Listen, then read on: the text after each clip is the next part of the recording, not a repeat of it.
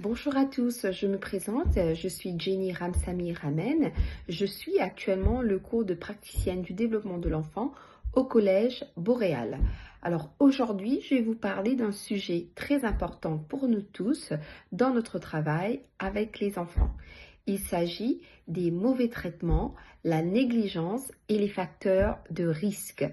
Alors, il est essentiel de reconnaître les signes de ces comportements afin d'assurer un environnement sûr et bienveillant pour les enfants. Alors, en premier lieu, on va parler des différents types de mauvais traitements. Alors, tout d'abord, on va parler du mauvais traitement physique. Qu'est-ce que cela comporte? Alors, ce que c'est la violence physique, les coups, les blessures non accidentelles. Alors, en ce qui s'agit des signes et des indicateurs, premièrement, on a des marques inhabituelles sur le corps, par exemple des coupures, des ecchymoses. Ensuite, on a aussi le comportement craintif autour des adultes et des interactions physiques. En deuxième lieu, on a les mauvais traitements émotionnels et psychologiques. Alors, ça parle de quoi? C'est l'humiliation, l'intimidation, les insultes et l'instrumentalisation émotionnelle. Alors, en ce qui s'agit des signes et des indicateurs, c'est tout d'abord le faible estime de soi, le comportement replié, c'est-à-dire la peur non expliquée, et ensuite le retrait social, c'est-à-dire éviter d'être avec les amis, se mettre tout seul dans un coin.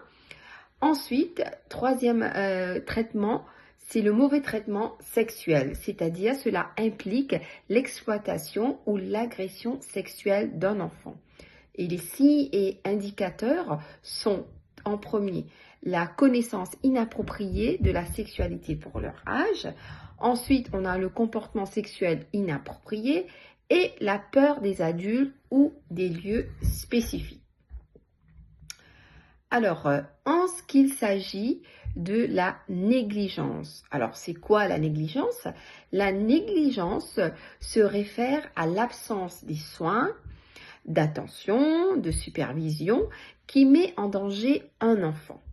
Alors, il peut s'agir de ne pas répondre à ses besoins fondamentaux. Par exemple, on a l'alimentation, l'hygiène, la sécurité et l'éducation. Quelques exemples de négligence.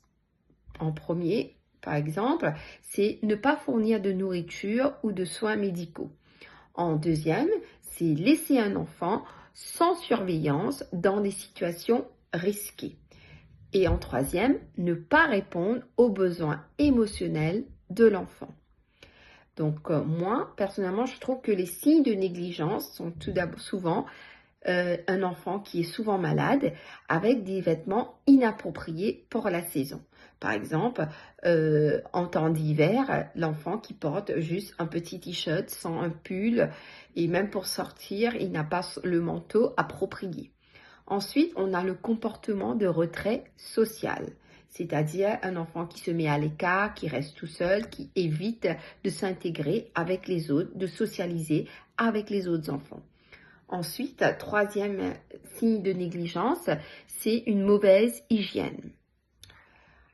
Ensuite, en section 3, on va parler des facteurs de risque.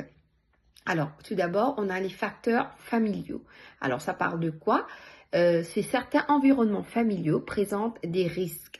Par exemple, un parent souffrant de dépendance, de troubles mentaux ou de violences domestiques. Les indicateurs, c'est que l'enfant semble anxieux et craintif. Il y a aussi un manque d'adultes responsables pour fournir ces soins. Ensuite, on a le facteur économique.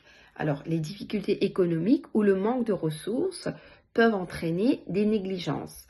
L'enfant ne reçoit pas les soins médicaux nécessaires ou il manque de fournitures de base telles que des vêtements et de la nourriture.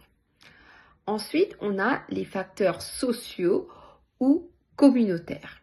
Alors, l'isolement social ou un environnement communautaire malsain peuvent également être des facteurs de risque. Alors, les indicateurs sont l'enfant est isolé, sans interaction sociale positif. On a aussi une absence de soutien communautaire ou social.